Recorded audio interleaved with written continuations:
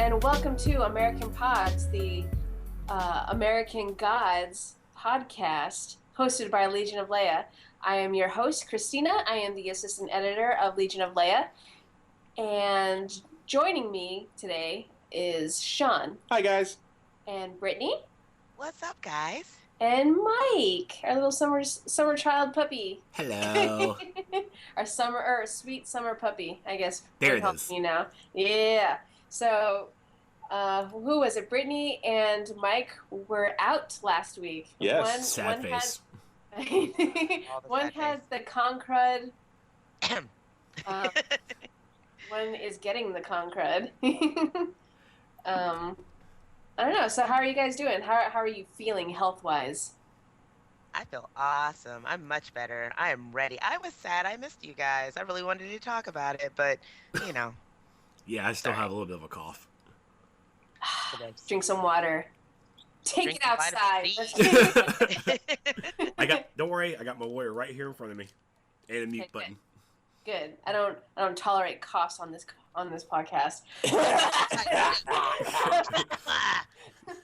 All right, so this is episode 7, you guys. The penultimate episode of the season, because it's an 8-episode season. It's too short. Yes, give me more.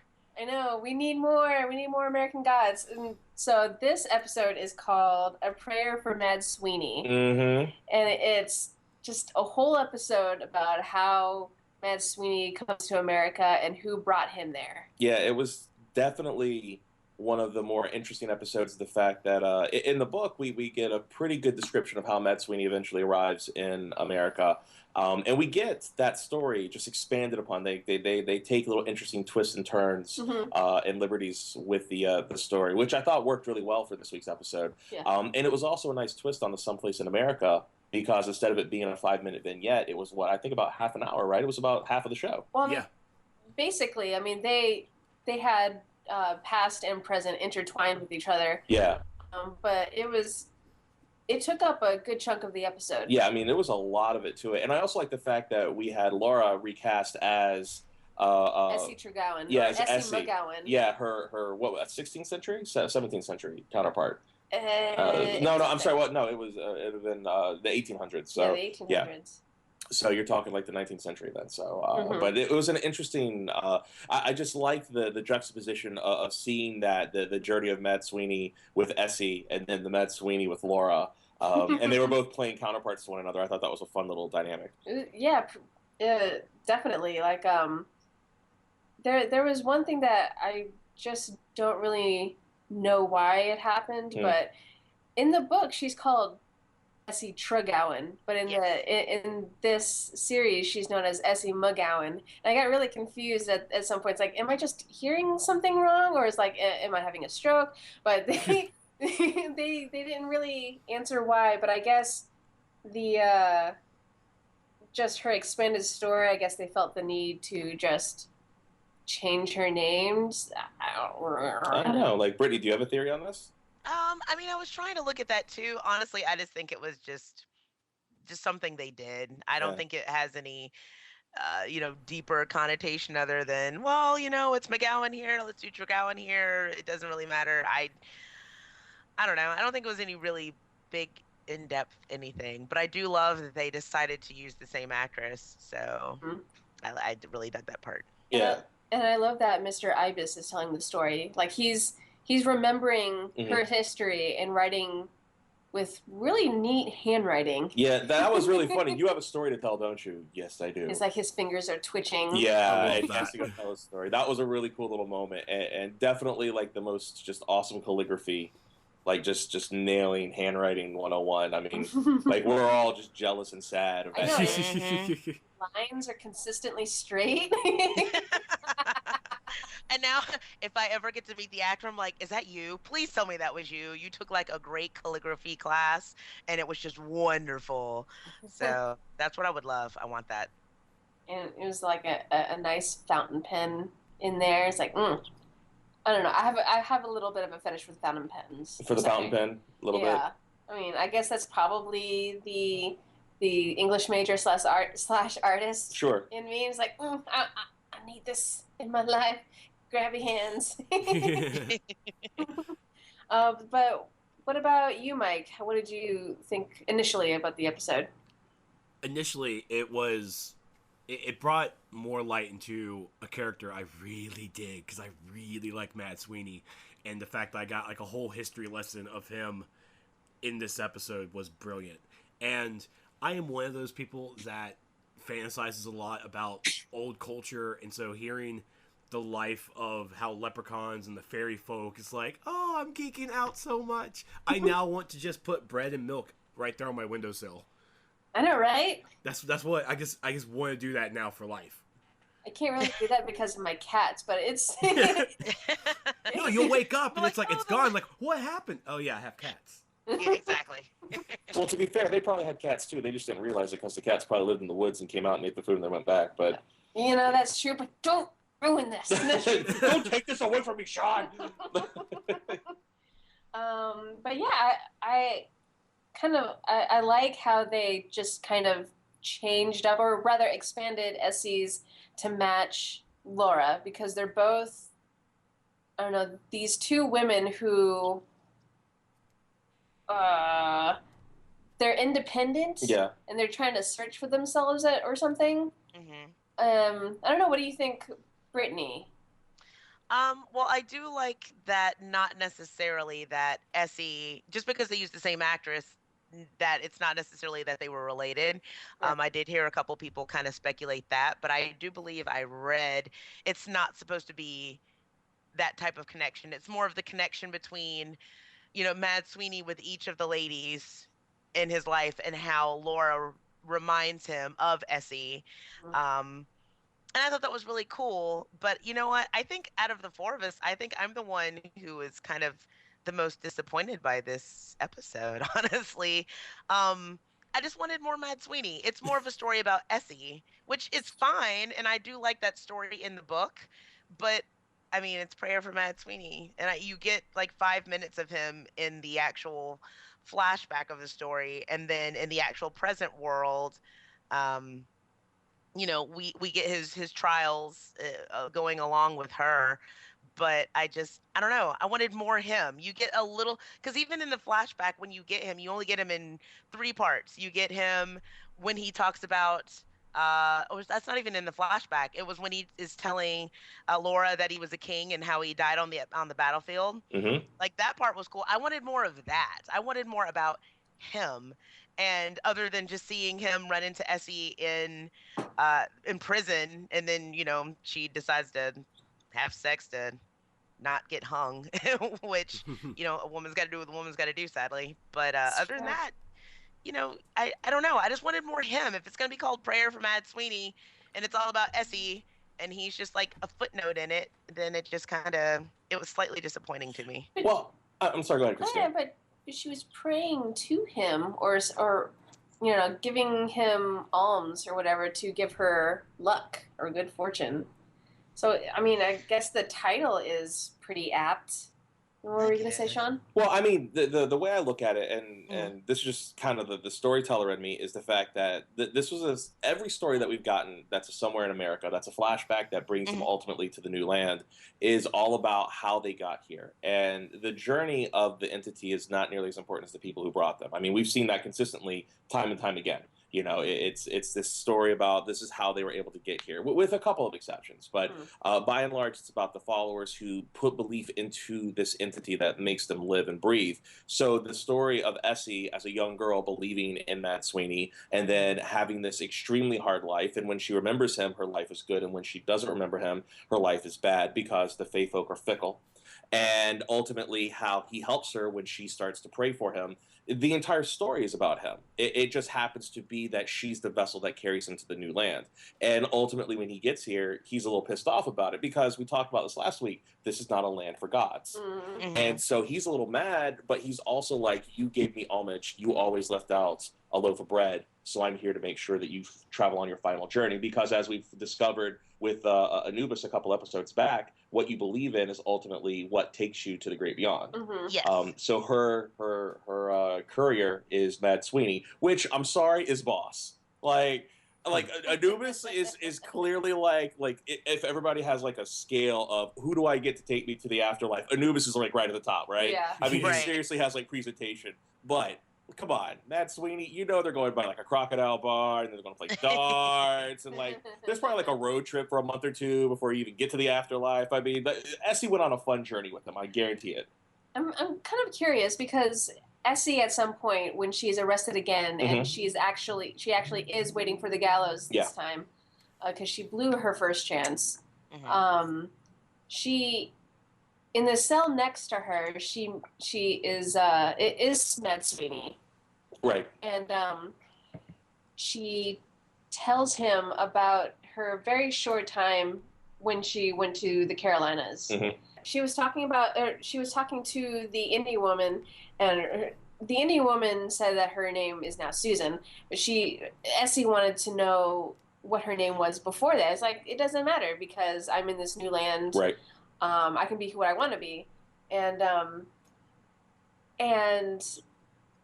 don't know, Sweeney, he's down on his luck because I think at this point he gave his coin away, and he's having a bit of a shit luck of his own right at the moment. In the modern day, yeah, because of the coin. Well, no, like in the in the flashback, he's in this prison cell next to her. Yeah, but he's there because she's there. Is she though? Yeah, that's the whole reason why he's there, is that she started praying to him. Well, oh, really? See, I didn't. That's how I interpreted it. Huh. I mean, because he's gone by the morning. Well, I know he's gone by the morning, but like I don't know. He gave his own reason. I don't know if he was telling the truth or not. So I mean that's Mad Sweeney tell the truth, really? I don't know. Yeah. He could be telling. He tells the truth sometimes too, and it's all. Sometimes, it's fair. He does tell the truth, but he's much more.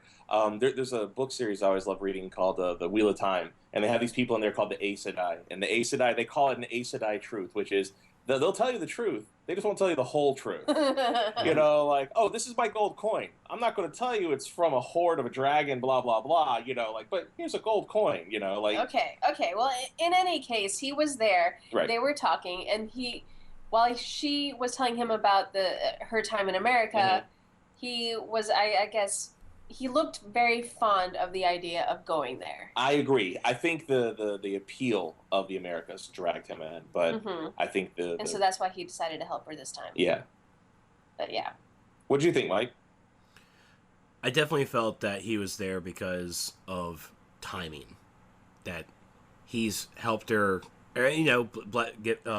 blessings been given to him all this time, and she's in a situation, and he interacts with her just to see what's going on, just to get a feel of it. And yeah, then talking about the Americas, this brand new world, meeting a woman named Susan. Nope, I'm just Susan. That's all I am. Who I was in the past is no longer. And seeing him and hearing that story, he wants to try and see what America was like too. So he vanishes and he follows with her. Yeah. Yeah, and I can't exactly remember, even though I watched it this morning. I want to say that this scene happens parallel to a scene where Mad Sweeney and Laura are talking inside the stolen ice cream truck. Right, because at this point, they let go of Celine. Yeah, they get rid of Celine. Well, get rid of. Well, yeah, let me rephrase that. Right. Earlier in the episode, Laura's kind of feeling guilty at this point. Right. So she decides to let go of Celine, like release him of his obligation to them. And so she tells them where all the gods are meeting up in Wisconsin. Right. And so now they're without a cab, and she picks this ice cream truck, and the guy who's running the ice cream truck's like, "Hey, you can't steal that." Is like, "But here, have all this gold." Right. And it's like, but my boss is like, "You need to punch me in the face." Which was hilarious. And it was like, I kind of want the girl to punch me in the face, so because she might not hit so hard. Right. It's like, I kind of love that line of thinking because some guys, or sometimes there's a great chance that a girl will not hit harder than a guy. But in this case, that is not true. That is definitely not true. His head would probably explode if she just like kind of flicked the air in front of his nose. It's true. Well, you know, there's also something known as muscles for use and muscles for show. You know, and you know, in general, like Welsh Irish guys, they're wiry, but they pack a wallop. So if Mad Sweeney's sitting there and he's just like, no, trust me, you want me to hit you, that's still gonna hurt. I guarantee you, man. He fights like Abe Lincoln, man. He got reach, like, bam, like. Oh man, he's super tall. Yeah, man. But you know, I imagine that no matter which way he came out, that was going to hurt. But definitely, Sweeney was the better choice of those two. I mean, Laura could have like kicked him in the shin, and his like entire leg would have ripped off, which visually would have been hilarious, but would have been unfortunate for the guy. Yeah. And oh, okay. So like, fast forward to the scene that we were talking about. Mm-hmm. You know, he kind of hints to the point that Wednesday is going to start a war, right? And that his obligation to Wednesday is because the last war that he was in, he just pushed out and ran away. Yeah. And so, like, now he feels like he owes someone a war, and he's going to fight this time and not run away. Yeah. And so. Well, I mean, there's definitely an interesting legend behind Sweeney, which is, I think, what Brittany would really want to see, which was, of course, the actual war where he ran away, where he's the disgraced coward king. And I think they're holding on to that for a reason. I think there's a reason why we're not seeing that moment yet. I want to see that carnage too. I think that's like a future season kind of thing because, you know, as we talked about in the book, you know, we gave a little bit of a spoiler last week, but I think it's, you know, okay to talk about again, is the fact that in the novel, Mad Sweeney doesn't make it all that long. Like, he basically dies in the snow alone. I mean, it's this really sad death. Super sad. Like, it'll probably still come. Well, I don't think so. I think what they're setting up is, I think they're setting up a more glorious end for him. I think that when we get that scene of him running away from battle, I think we're going to have a scene of him sacrificing himself in battle. I think we're going to get a parallel story. Maybe. Yeah. Or they're going to go like Joss Whedon on us and like rip our hearts out. Oh, like he's just going to be walking down the road and all of a sudden like his head's going to explode for no reason. No. Or, you know, he'll be walking down the road and then like a giant something will impale him through the chest. What if it's Alan Tudyk actually impaling him through the chest? That's awesome. What? Like Alan Tudyk's like running down the street and he just like, and he just keeps going. And he's wearing like a World War I German hat with a little spike on top. And if they cast him as like one of the like the Mr. Towns or Mr. Woods or whatever. one of the Corporation of Gods, yeah. If they cast Alan Tudyk as one of those guys, I'm going to be so pissed if that happens. Okay, so Starz, okay, if you've been listening to us, which you know you have been, okay, you need to make this happen. You need to make Alan Tudyk. Alan Tudyk kill Mad Sweeney, okay?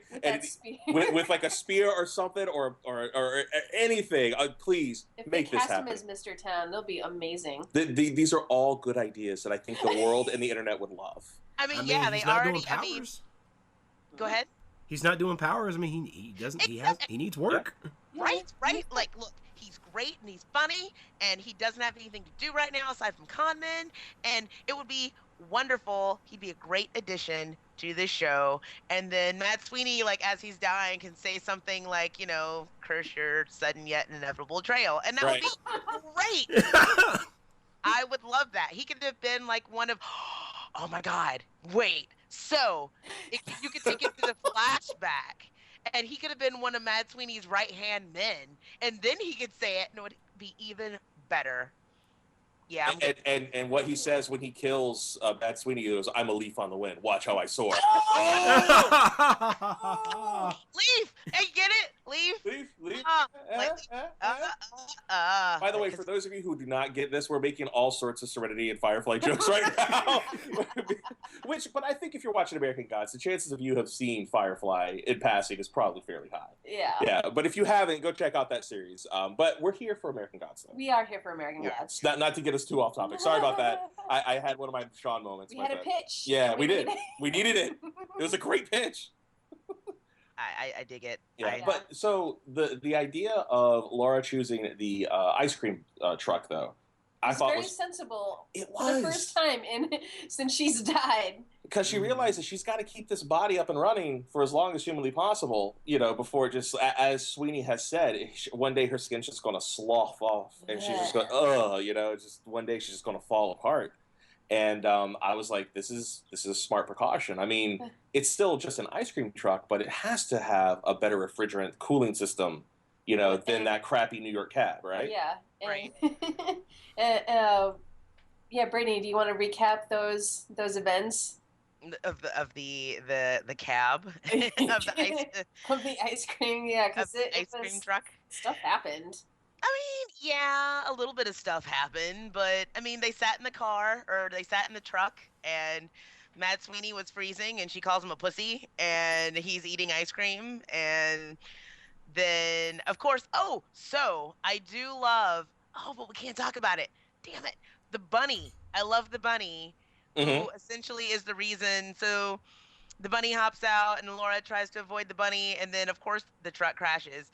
And I do love seeing the conflict in Sweeney's face of, here's my coin, I can have my luck, I can GTFO, everything can be good again, and then him just looking at Laura and being like, well, damn it, I kind of owe her. Well, something very interesting happens. Like there's another flashback that doesn't go too far back. Yes. But like yes. right when this happens, and he's having this inner turmoil. Right. Yes.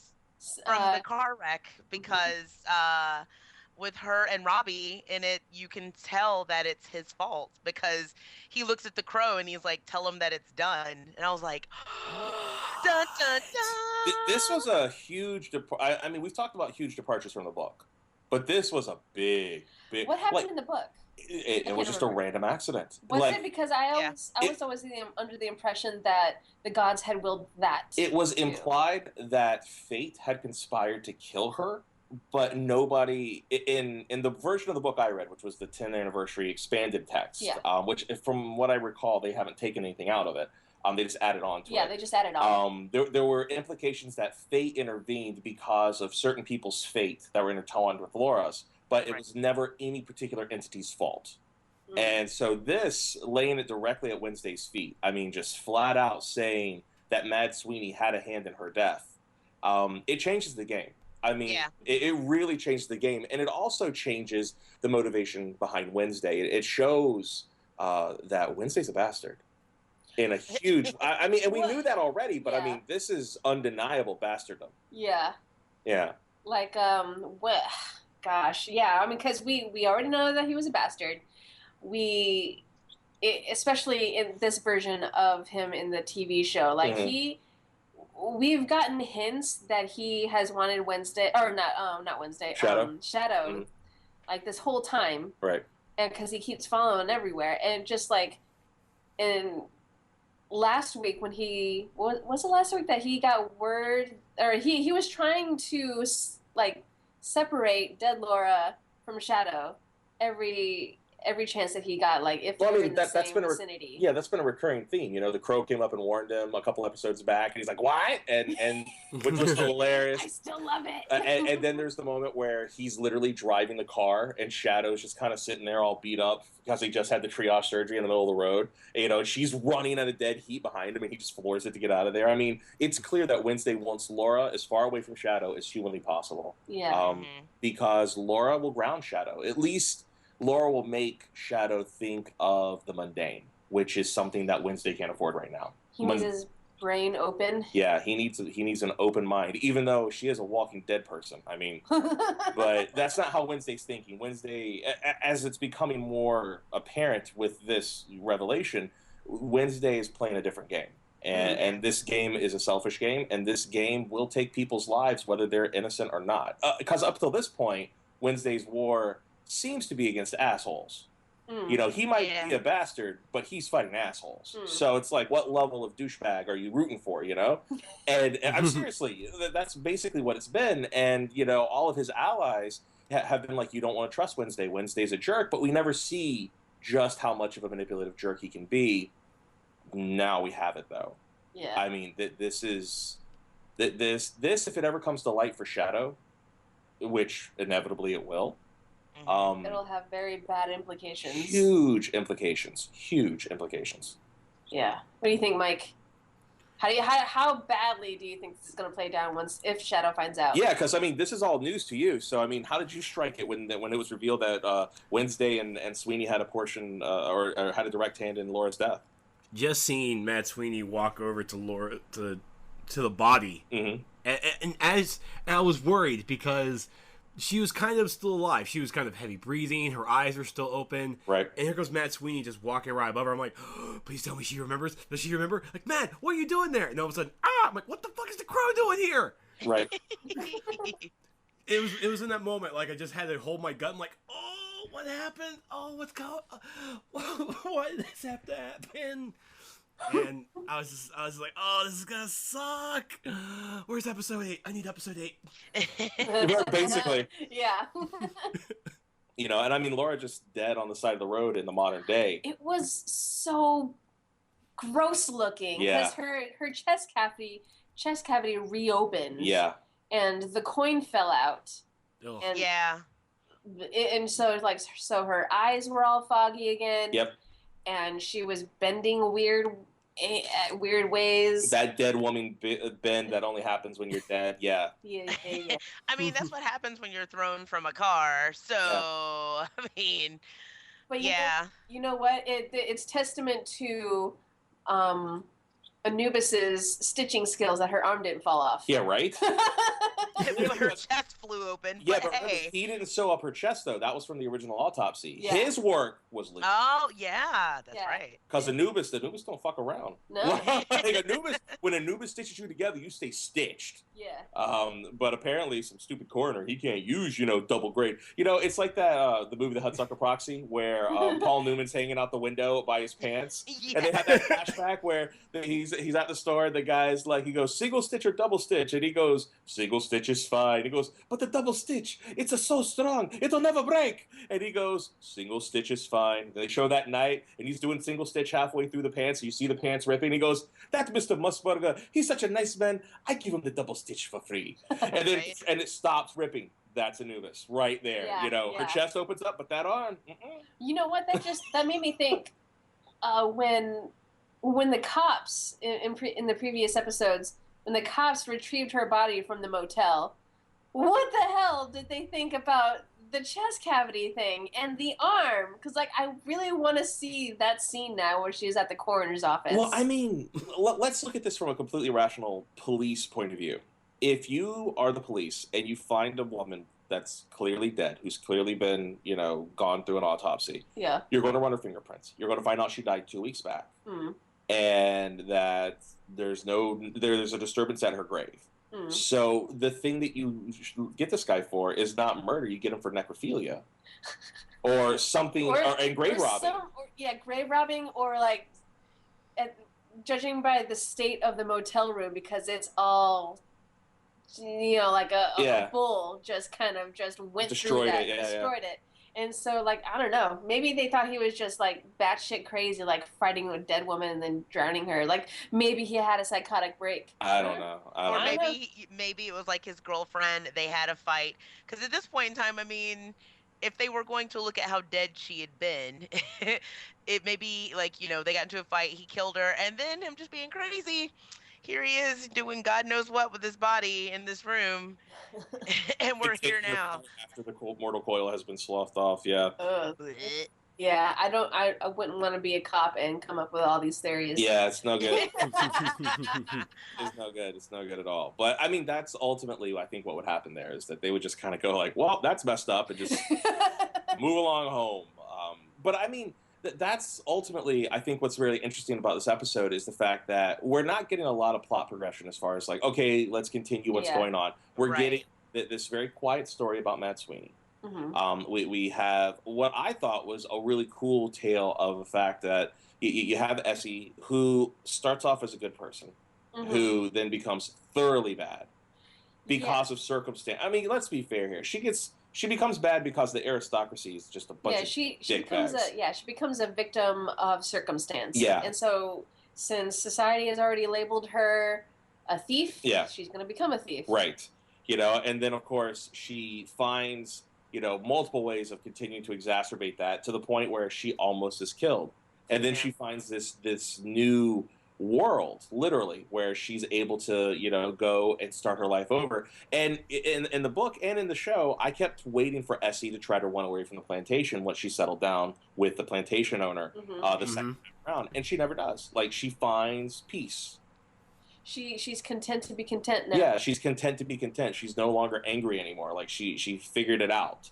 And I thought that was a really interesting twist for her character because of the fact that there's this journey of, I don't know what I'm looking for. I kind of quite found it. But through the most horrible circumstances that, as they say in the show, will traumatize her for the rest of her life.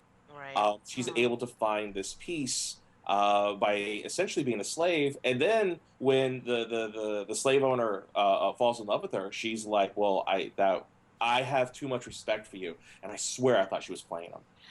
Oh, I thought she was playing him, and she wasn't. I mean, I think she was maybe at that point, but I think she was just going along with it at first. Yeah. But then we find out that she stayed with him for 10 years until he died. And then she stayed afterwards too. Yeah. Like, she had land, she had holdings, she had her kids. She never treated her children who were older than her or who were his kids, her adopted kids, any worse than her own children.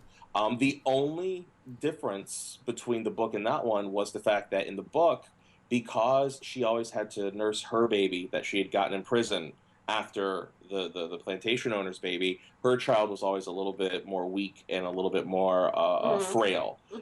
But she never thought badly about it. She never said, well, I'm going to, kill these kids when they get older or something. Like, there's a moment where you're waiting for the turn to happen again. Yeah. And it doesn't. And I like that. It surprised me that there's not a final turn where she, I don't know, it goes like Cinderella's like evil stepmother bad or something.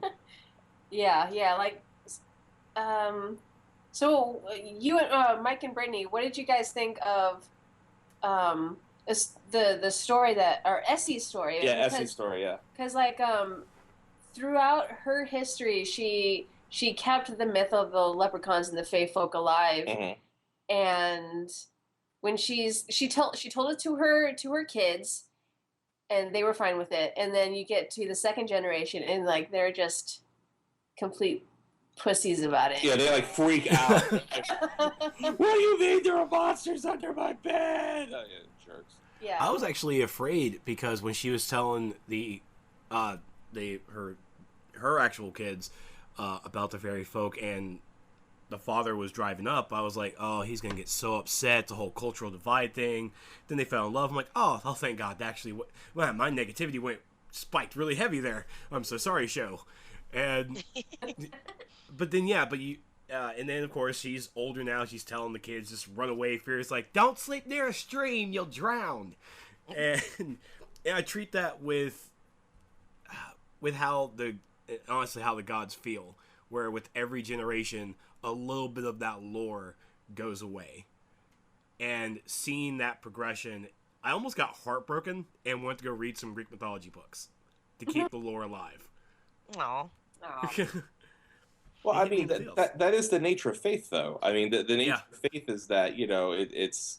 And it's funny, because the person who has the best metaphor for faith that I've ever heard in my life is actually Kevin Smith from Dogma. And basically the metaphor is this: when you're a child, you have a small cup. So when you fill up that faith cup, it's overflowing. But as you get older, the cup gets larger, which means the same amount of faith doesn't take up the same amount of space in the cup. And so same kind of deal here. As you're passing on to generations, unless those generations take to it the way Essie takes to it, you're not able to fill up that cup, which means, of course, the gods aren't able to get their fill. Right. So it's the same problem, which ultimately is the entire metaphor for the show, which is the fact that the cup is going dry. And the gods are literally, just vying for any drop of worship that they can possibly find. Some of which who are coming up in very interesting ways, like Vulcan, with their gun manufacturing, bullets manufacturing, and then other gods who have found ways to corporatize it. But we'll get to that next episode. Yeah, we'll get to that in the next episode. Yeah. That was very interesting. Yeah. One of the gods that we see again. Yeah, yeah. I'm looking forward to it. And I got to be honest, and this is kind of a preview for next week, but nothing terrible. They name drop Santa Claus at one point, and I want a Santa Claus episode. Oh, I fuck want yeah. that so hard. Christmas episode. I want a Christmas episode where like we get like a somewhere in America and like we have like Santa like on. I want to see an American Gods version of Santa so hard. Well, we need some kind of like Saint Nick Santa showdown, or like just have them stand next to each other. Santa Claus versus Saint Nick, right? Yeah, because then my like little Catholic brain will just break. Right. But sorry, but we went off into a little bit of tangent there. But going back to the thing, we heard from Mike, Brittany. Like, what did you think of Essie's story? Like, any kind of thoughts? I mean, again, I do love her story. Because I like in the book, I did like that that bit that we get. I like how she has to use what she can, be cunning enough to anything she can to avoid the gallows. But again, like you guys were saying, while still paying homage to the gods, or in this case, Mad Sweeney, I like how she tried to keep everything alive by passing it on to her grandchildren. And again, I do like, using the actresses, her Essie as a small girl with her grandmother, and then in turn that same lady being Essie when she gets older. Yeah, that was fun. I like that part. And I do love that she, she's peeling her apples and Sweeney comes to her, and I just, the whole story in and of itself was just really, it was good, and in the book it's not nearly as long, and like you said, it takes up like the majority of the story. And I do enjoy it. I do enjoy seeing the parallels of, as they say, bringing the gods to America, how these poor downtrodden folks, for the most part, how they have to come over on this ship, and you see the hardships and how, faith or not, how what they have to entrust into the gods to hopefully make it to the new world. And like you guys were saying, I do also like the fact that when she inherits the farm, she continues to make it thrive, but she does not forget like she did before, because like when she was younger and she was in love and she was, having all the sex and she gets turned on by her young lover, because she starts to forget to put out stuff, and how she gets shipped away. When she starts to flourish with the farm, you see her put down the bread and the apple, and it's nice to see that the people on the farm who work for her are respecting that. Because I was waiting for someone just to walk up and be like, why is she doing that? This is some good bread. I'm just going to eat it. And, I always wondered, does that count against you for the gods? Like if some jerk off comes by and, steals whatever offering you laid down, do they still look at it as, well, you know what, you tried, but so you get the praise, but the person who took my offering, we're just gonna go smite them. I don't know. So... I think it's a case by case situation. Like like it depends on the god, and I guess the person making the offer, and the dick who took that offering. Yeah. Well, I mean, like they said, the leprechauns are all fickle folk, so regardless of if you do what you're supposed to or not, they can kind of decide to give you the finger. But I know my personal opinion is this, which is that gods, the act of bread and getting the bread is not the point. The point of giving, as you said, alms is the point. Yes. Yeah. Now, there's also something else. You don't mess with a tribute to a god. You pick up that piece of bread, that's not on the person who put the bread down. That's on the dumbass who picked the bread up. Right. So I think that there's probably many cases where somebody picked up that bread. And Mad Sweeney's like, that's my bread. And he went after that guy, and that guy was never seen again. I think that there are many little stories that they could do where it's just like, Mad Sweeney's hungry. That could be the whole name of the episode. And it's just a bunch of vignettes of him just finding people and just beating them to death. And he's like, you took my bread! And he's just beating them down. Which, again, is an episode now that I need to see, because that would be hilarious. I want to see it for everybody. I want to see Mr. Wednesday do it. Somebody leaves something for Mr. Wednesday, they take it, and he's just like, what? And he goes after him. And, I want to see it all. I want to see all the times where somebody is taking, a piece of tribute for another god, and see how that all plays down. In the old lady who plays Essie's grandmother and who then plays the older Essie. Right. Her name is Fionnuala Flanagan. Yeah. The movie that I know her from is like she's the mistress of the house in The Others. Yes. Yeah. Yes, she's one of Yeah. those actresses that you've seen in a million things. Yeah. I've seen her in so much TV, so much genre. The one that always pops in my brain because it's so hilarious is she's the creepy lady that lives next door to Jim Carrey and Yes Man, and all she wants is people to come over and help put stuff together in her house, and then she wants to repay them with the sex. With the sex. The sex. Which That's is hilarious. Right, that's her. But she has done a million and one amazing roles. And I've always found her to be extremely entertaining. And she was just awesome as this. I thought it was great. And I love the parallels of Laura being Essie, of course, Essie's grandmother being her. Like the parallels almost of all women is the same woman in this story. Like it's one woman through multiple generations, just kind of being retold over and over again.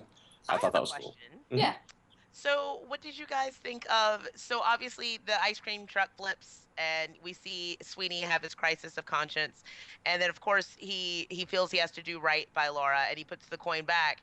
But of course, she punches him in the face, which I guess is just her reaction. And then she's like, "Come on, let's go!" Like, did you honking think the that horn. right?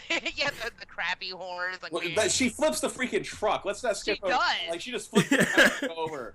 She just looks at it like, oh my God, my child spilt some cereal on the floor. Let me go clean this up. And she just like flips the truck over like it's nothing. I'm sitting there like, oh crap, they flipped the car. They're screwed. They can't get off the side of the road. I'm forgetting, they got the Incredible Hulk there. Dead girl.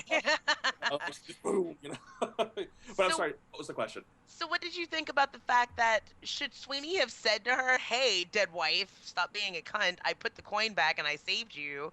Or is it more of that this is your penance to me, because even though she doesn't know that he had a hand in her death, maybe he should have said to her, hey, stop being such a dick to me. I could have taken my coin and ran, but he doesn't mention it at all. And it's like she doesn't recognize that either. She doesn't recognize that the coin flew out of her chest and here he is. She probably thought he was trying to take it, but they don't really address it with each other. So do you think he should have said to her, hey, I helped you out. Be nicer to me? I think his goal right now is to make the ultimate amends with Laura, because he's the reason she died in the first place, and like now they're going to Kentucky so she can be resurrected, and and I don't know, after that then maybe he would feel absolved for his sin, right, that he's very obviously guilty of. I think there's a portion of that there, but I think the thing that we're all forgetting is one major piece that I don't think they've actually said outright in the show yet. That coin cannot be taken. It can only be given. Oh, they yeah. I forgot about that part. So even if he took the coin, it wouldn't still be his. It would have to be given to him by Laura. Laura would have to willingly give it up. But if someone dies, does that rule still remain in effect? Because that's what happened. She died. Well, no. But you have to remember, Shadow gave it to her as a gift. Okay, so it's worst case scenario, it's still Shadow's. So he still can't take the coin. He has to somebody has to willingly give it to him. He cannot take it. Huh. So I think there's a huge portion of there's the guilt, there's the I could take it, but he's also weighing the rules. We have to remember there are rules that are unspoken that we just don't know yet. And I think part of the rules here was weighing on him heavily of, I could probably get away with this. I could probably take it, and it probably wouldn't matter. But then he's also thinking, but then again, the last time I thought everything would probably be okay, a guy's head was spiked, and I flipped the car, and I'm having really bad luck, so maybe I shouldn't take this one on the chin. So I think there are conflicting things. I think that Sweeney was trying to do something good, but he was also being a little self-serving because he honestly doesn't know. Well, I mean, because when's the last time you took a coin from a dead person? Never, but again, I would just think that the rule is, you know what? If something was given to you as a gift when you die, that makes it null and void. So, but I didn't think about that. Like you said, we don't know all the rules of what's going on. Especially this coin, because this coin clearly has juju. Speaking of the coin, is it the same coin that Essie placed down on the bread with her lock of hair tied around the bread? Now, that I can't say with veracity or not, because I know where the coin is, and I know what the coin is, but I sincerely doubt that Essie had the coin. It might be, but this is the reason why, is when they talked about the Horde, which is where Sweeney gets all of his gold from when he plucks it out of the sky, that particular piece of coin was meant for a king, specifically the King of America.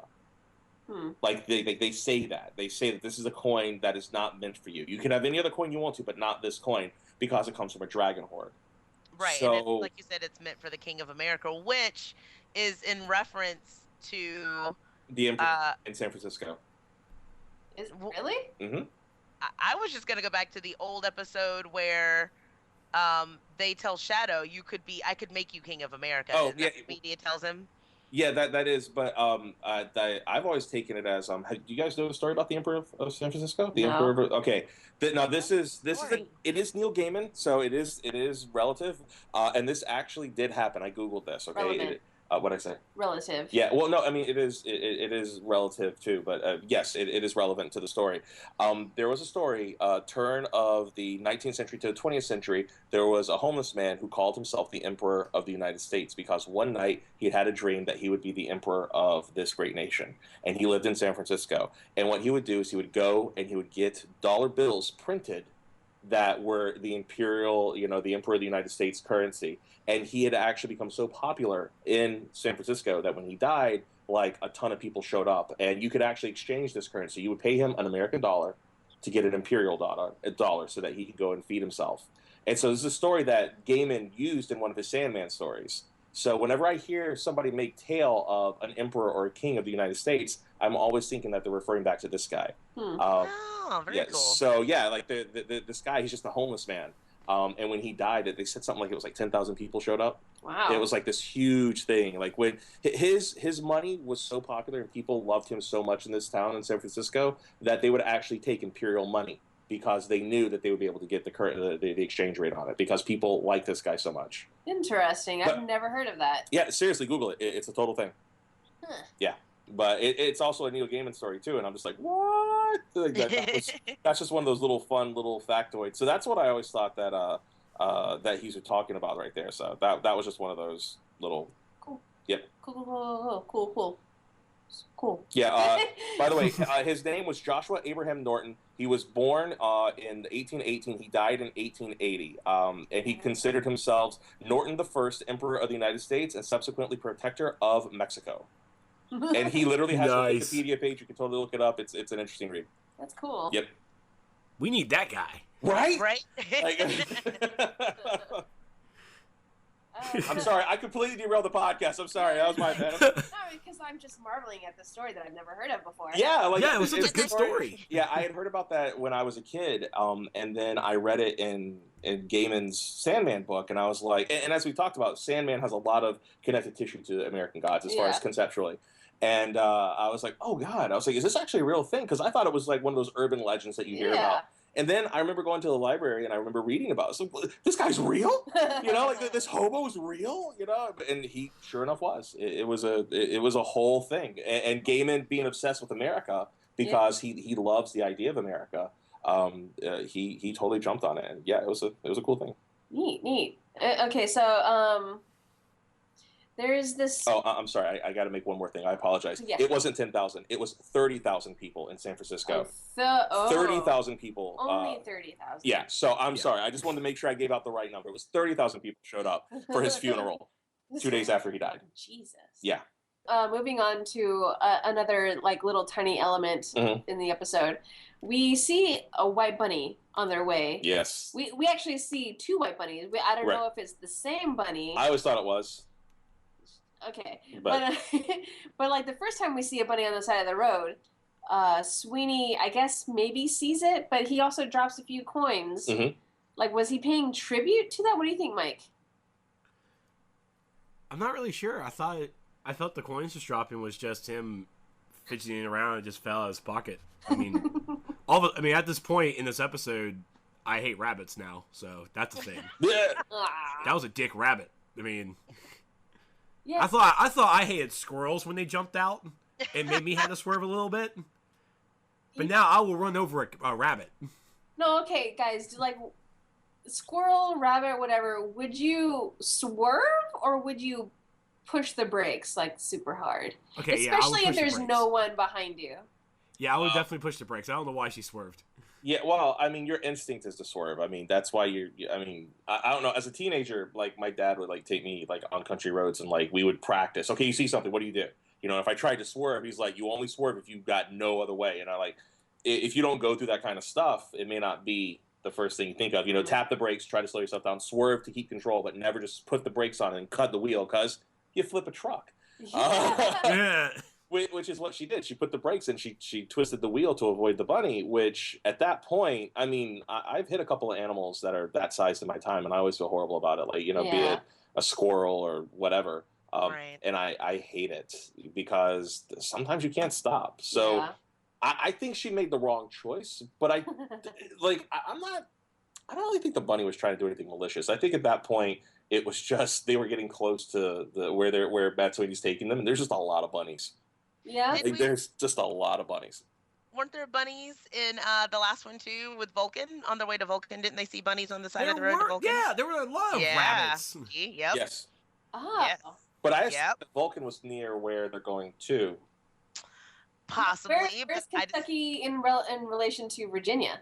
Well, they hit side, yeah. Okay. I mean, they're close, Geography but still, that's the thing. That's still miles, unless literally they're on the border. I mean, yeah, that's what I'm thinking. Is like maybe they're on the border or something. Like, I just thought it was a nice, interesting hint to what's happening, possibly what's coming. Not spoiling, but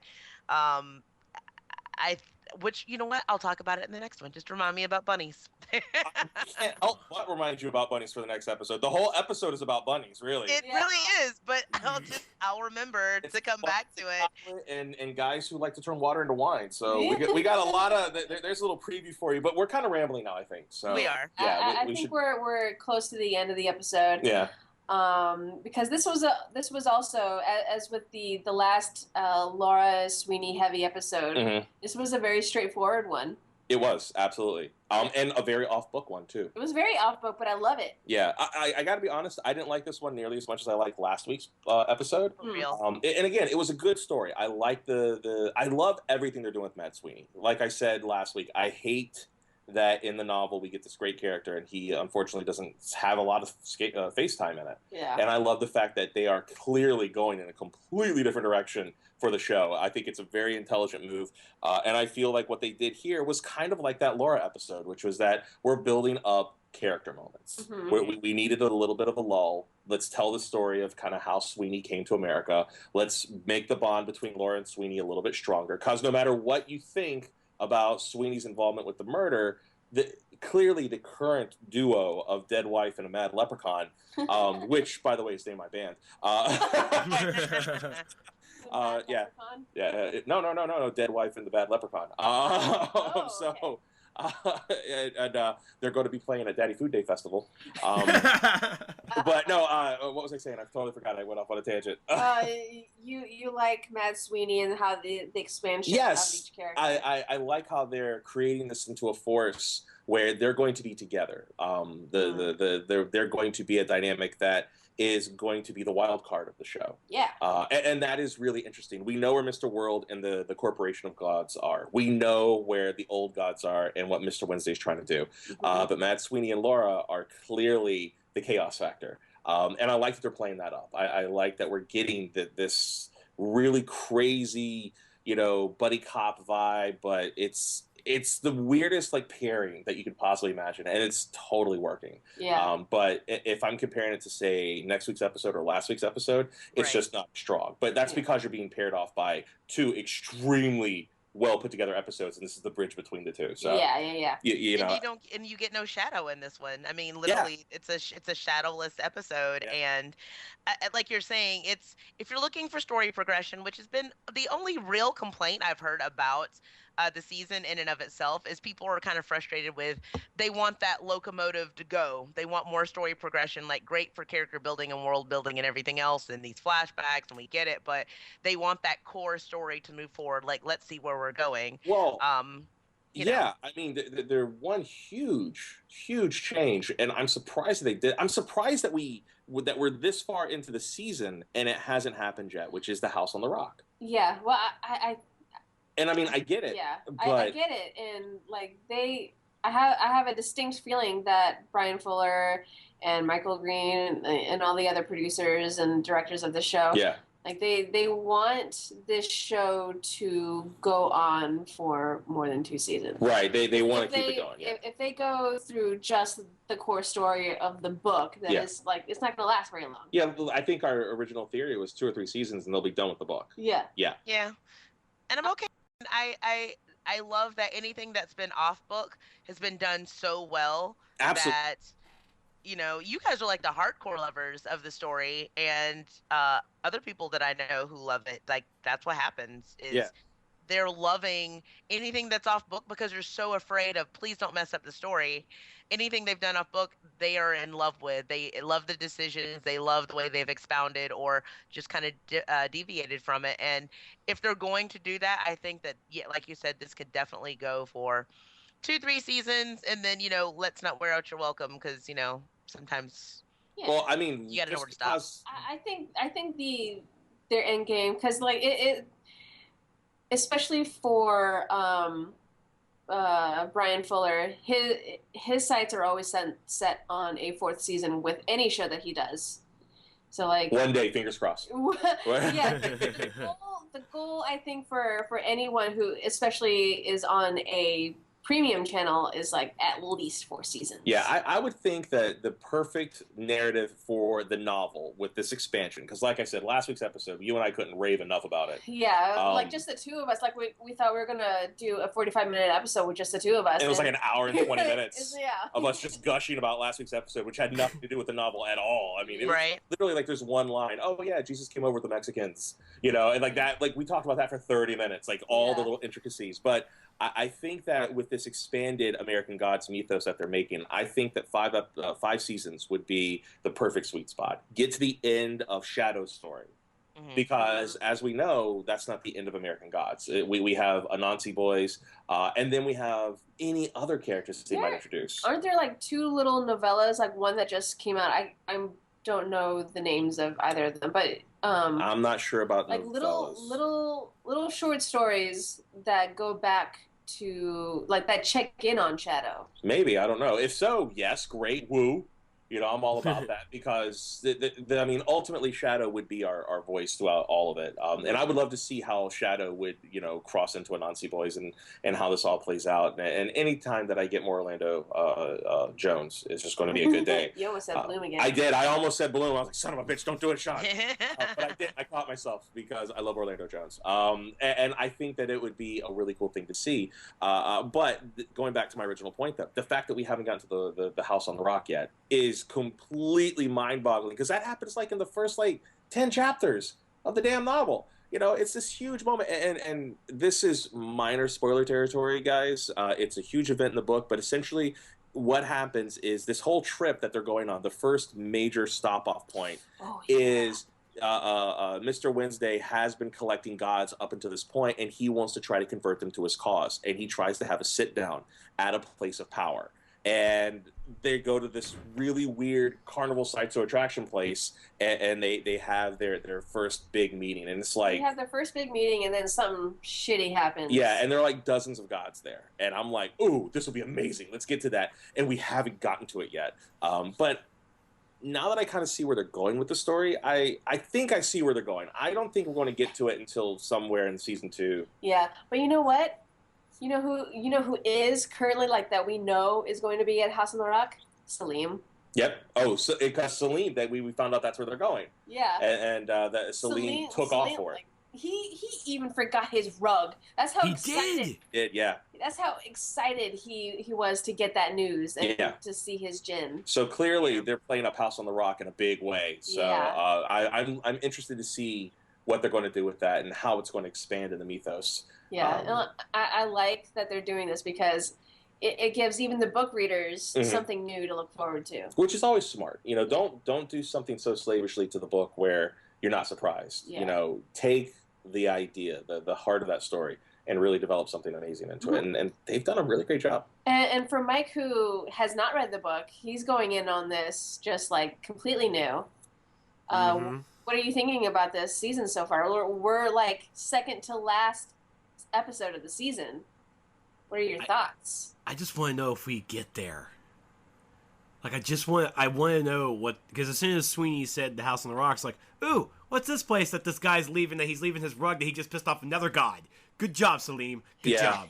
Because I definitely yell at my TV screen. It's like, get it! Roll it up! It's one action! Yeah, well, I mean, seriously, the House on the Rock could easily be an episode or two. So the chances of them even getting to it this season are nil to none. That might even be like a season finale of its own. Yeah, I mean, seriously, like that could be. Because it's such a big event in the book. It is. It's a huge event. It's such a big event. Shadow has to lay low for a while. He does, and Wednesday declares himself in the open. He stops bullshitting, and you get to meet Mama Baba. And that's a good one, even though she has almost nothing to do in the book. Like, she's like my favorite character as far as like all the little gods. Like, I love Mama Baba. Is that the witch? No, that's Kali, where she's sitting with Shadow in the front seat. Yeah. And she's got all severed heads on her little stop. necklace. Stop. My heart is my heart is going 1,000 beats per minute right now, just mentioning Kali. Like, oh my god. Indian gods. Yeah, you get to see Indian gods and stuff. And I forgot who's the one with the deep baritone voice that Shadow loves to hear sing? The one where he's almost breaking the window of the car. I forget the name of that god.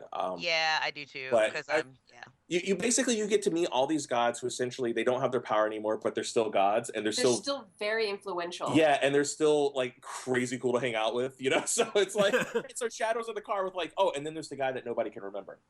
Right. Yeah. Because like even though he like Shadow would be sitting next to him. Yeah. Like, he can't remember his face the second he looks away. Right. Even when he's looking at him, he can't bring himself to remember his name. Right. Like, he'll say, what's your name? He says it, and then he goes, oh, cool. And then he looks away and he forgets it. Yeah. And it's just like the silence in Doctor Who. Yes.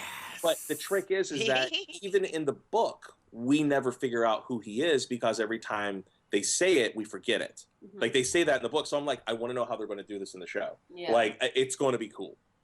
So he might actually just be a flicker like in the background that no one notices it at first. Yeah. And like you have to pause it. Well, he talks. Cool. He talks in the book, right? No, that's true. And so, but we never hear what he says because then the man says something, and then somebody reacts to him, and you hear their reaction to what he says, but you never hear him. And I'm like, I want to see this on the screen. Yeah. But point is, the House on the Rock is going to be baller as fuck. Yeah. Okay? Yeah. Awesome. Okay, so we're gonna close now. Yeah. Sorry. I'm shutting up. Sorry. So okay, now we're gonna grade this episode. Come to me last. I'm gonna get to you last. Yeah. Mike, what's your final thoughts on this episode? It's been a while since I wasn't here last week, and I'll even throw this out there. Last week and this week, 4 thumbs up. My God. So love it. So love it. Yeah, what did you think about the revelation? Because we didn't address it in the podcast last week because I didn't realize it until after. The bullet that killed Mexican Jesus is actually a Vulcan bullet. Right. Yeah, I saw it was being talked about in the comment section on Facebook when I shared the podcast, and I had to go back and watch the video, and I'm like, oh, it is! Oh, God. It's like, so I amend my projection that Jesus is going to rise from the dead in 3 days. He ain't going to rise. You don't think so? No. You think he got killed by a god. Essentially, yeah. No, I still think he's coming back. Okay. I still think Mexican Jesus is coming back. Jesus! And I love that we actually have to qualify it as Mexican Jesus because it's so very clearly Mexican Jesus. Yep, so many Jesuses, Jesus. And that means there's so many other Jesuses, we actually have to qualify it as a Mexican Jesus, which technically means he's not my Jesus because mine would be Puerto Rican Jesus. There you go. So we have Puerto Rican Jesus versus Mexican Jesus. I kind of want to see Filipino Jesus. With the giant machete? No. Right. I'm sorry. For those of you who don't know, there's an ongoing joke between me and Christina. She said literally when you come out of the womb, you're given a machete. No. That is what you said. Like I said, like. Well, that's the mythology now. Because like a cousin of mine, he takes Arnis and Krav Maga, or not Krav Maga. He Arnis is like the main name of it. Right. Or Kali. Yeah.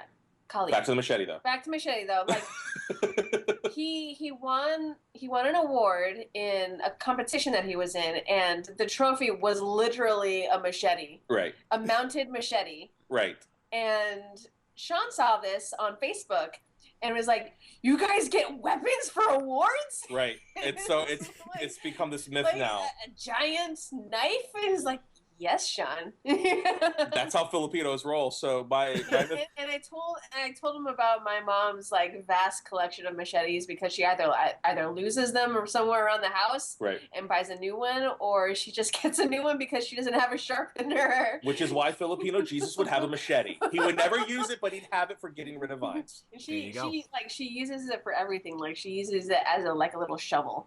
But okay, Brittany, what do you think about this episode? And like, yeah, what did you think about this episode? We're just ADD as hell right now.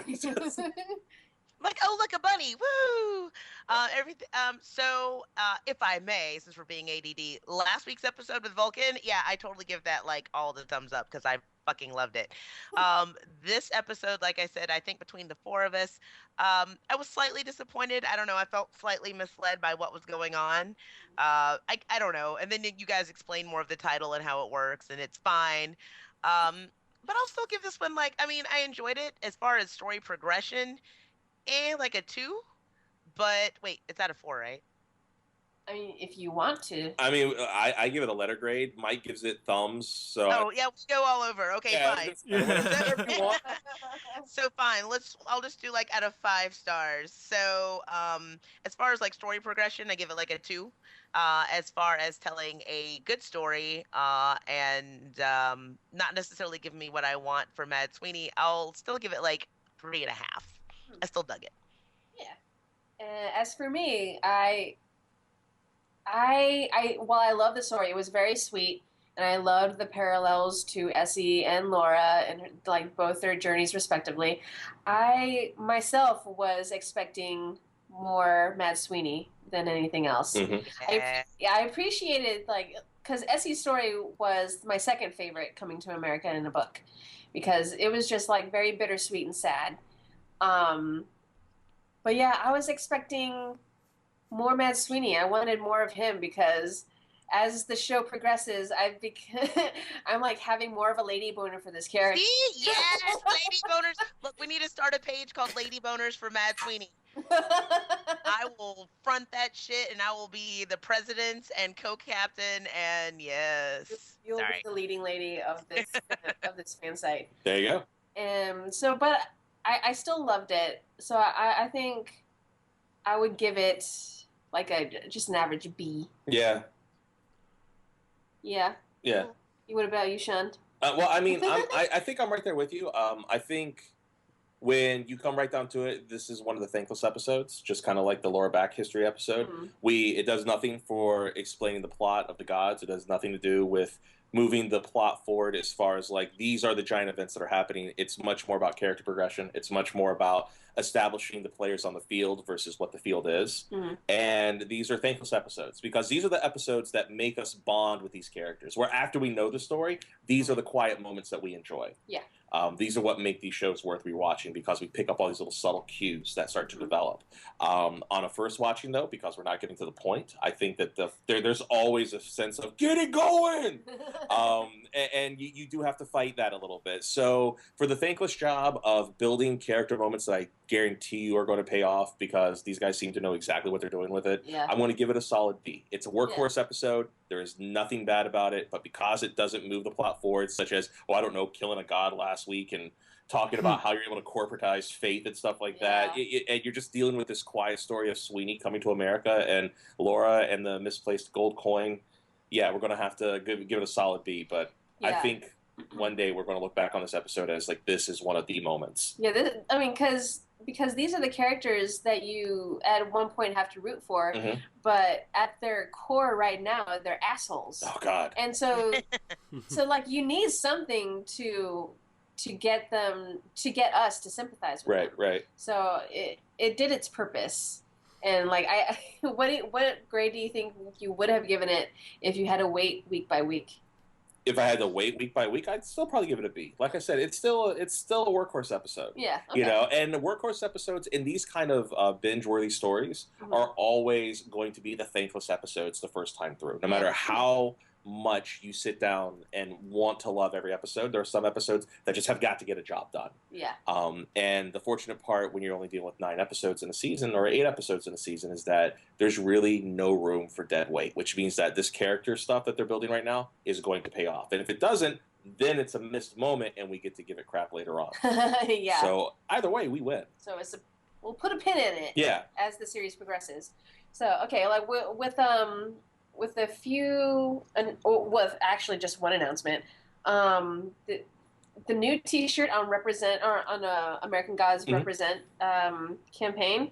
There is a new T-shirt, if you haven't already looked, featuring Technical Boy. Ooh. Yeah, and it has his face, and it says "Reprogram Reality." Yeah. Oh man. Yeah. Whatever. Don't want that one. Don't want that one. I'm waiting for a media one. Give me a media one. Oh man, that'll probably come next week, actually. Yeah. Oh God. So like. Boner. So the actor Bruce Langley, who plays Technical Boy, the portion of the proceeds for his T-shirt is going to go to the Robin Cancer Trust. Oh. And this T-shirt will be available until June 25th. Cool. The announcing one is still available. Oh, so, thank God.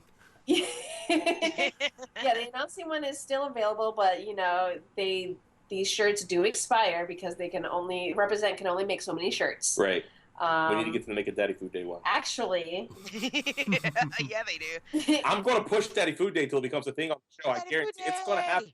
Actually, as we're recording this, there's already a countdown clock, and it's going to Mr. Nancy's shirt is going to end in 12 hours. Oh yeah. So might get on it. Thanks for the pressure. Fast, yeah. Yeah.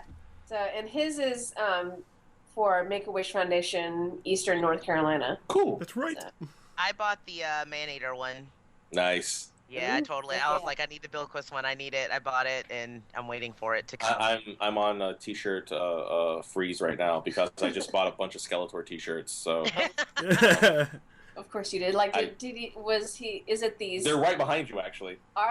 They are, but we can talk about that after the podcast. Are they the uplifting Skeletor memes? Or no, well, some of them, like one is Miami Beach. So stuff like that. It's really cute. Okay. So with that, I think we're going to close out. And Shaun, where can we find you? You can find me on the interwebs. I do a little bit of writing for Legion of Leia when I have an inspirational moment. Yep. We do have the podcast, ShaunCassick.com. It's just wrapping up its show. Of course, you can catch all 300-plus episodes over there. They're still going to be up for at least a year, so you can go back and check out our back catalog until Brittany and I reveal what we're doing next. And if you want to follow me on Twitter, you can do so at Pneumaz. That's PNEUMAZ. All right, and Brittany, where can we find you on the internet? You can also find me on Twitter at Sunny, SUNNY Burlesque. And I just follow Shaun around for the most part. Wherever you can find Shaun, you can find me. And at cons, I'm nerdy. I like going to cons. So you know what? Maybe you should get Brittany to start writing for Legion of Leia. That's what my God, I would love that. I mean... We'll talk. I am the assistant editor. I will actually take you on that word. Yeah. So, girl, take me, cause my writing body is ready. Yes, yeah. We'll talk about that after. So then people can find me on Legion of Leia, and that would be awesome too. So yes. All right, and Mike, where can we find you? You can find me over on Twitter at This Is Trex, and also over at my website at trexlight.com. Cool. And, so this is American Pods and American Gods podcast, and hosted by Legion of Leia. And with that, we're just going to say ciao for now. Ciao for now. Ciao for now. Bye. There's always got to be that one guy. Yeah, I thought it was going to be me, and I was like, nah, I'll fall in line. All right. This has been American Pods, the American Gods podcast. The theme song is called Life in Motion by Hike, used under the Creative Commons license.